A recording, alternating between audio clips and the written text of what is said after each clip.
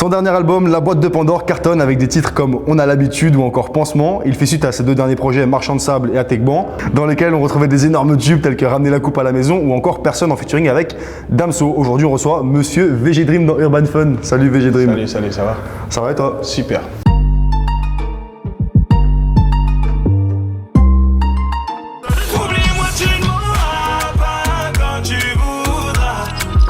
Avec mon producteur, au studio où j'ai justement enregistré avec Damso, on est resté pratiquement 3 mois là-bas plein. J'ai vraiment kiffé. En fait, c'est moi je tenais à enregistrer là-bas parce que j'ai kiffé la vibes avec Damso. Je me suis dit il faut que j'enregistre l'album là-bas. C'était un tout petit peu avant le Covid. Et puis après, je l'ai fini sur Paris.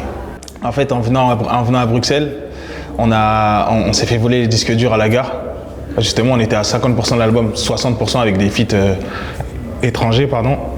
Et on a dû tout recommencer. Je me suis dit au début j'étais vraiment peiné, mais après je me suis dit bon c'est pas grave, ça devait arriver, tu vois, ça devait arriver. Donc on a retravaillé, on s'est remis dans le truc et voilà, on a fait le maximum.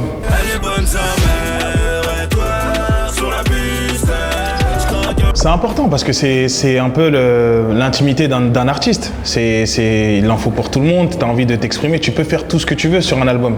C'est vrai que sortir des singles maintenant c'est plus bankable, dans le sens où, je sais pas si tu as remarqué, la musique se consomme très rapidement. Aujourd'hui les gens n'ont plus trop le temps d'écouter un album, ils écoutent une chanson par rapport à peut-être Instagram ou TikTok, ils ont entendu la chanson dessus et c'est là, à partir de là qu'ils vont écouter, ou la radio, mais les gens ne foncent plus, vont plus dans les magasins pour aller acheter un album comme avant, tu vois. C'est un peu dommage, mais pour les artistes c'est super important de faire les albums, tu vois.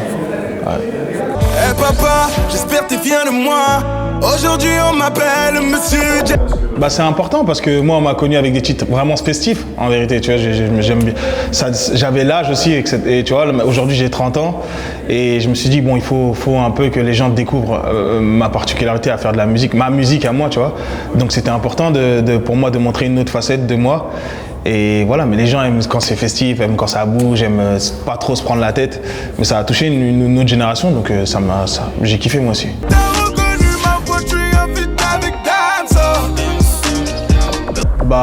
J'ai juste pas eu le temps de collaborer avec Hamza. On est vraiment en contact, tu vois. C'est quelqu'un que j'apprécie beaucoup.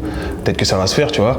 Chacun fait son truc et entre parenthèses, mais c'est quelqu'un que j'apprécie beaucoup. Donc s'il y a une personne avec qui je pourrais collaborer, c'est Hamza. Et je m'entends super bien avec Fresh aussi. Je le connais avant l'émission.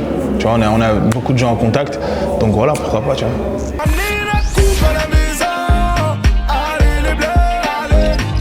vois. Écoutez, le mot de la fin, c'est on est ensemble comme d'habitude et je fais des gros bisous. Voilà. Fun Radio. Enjoy the music.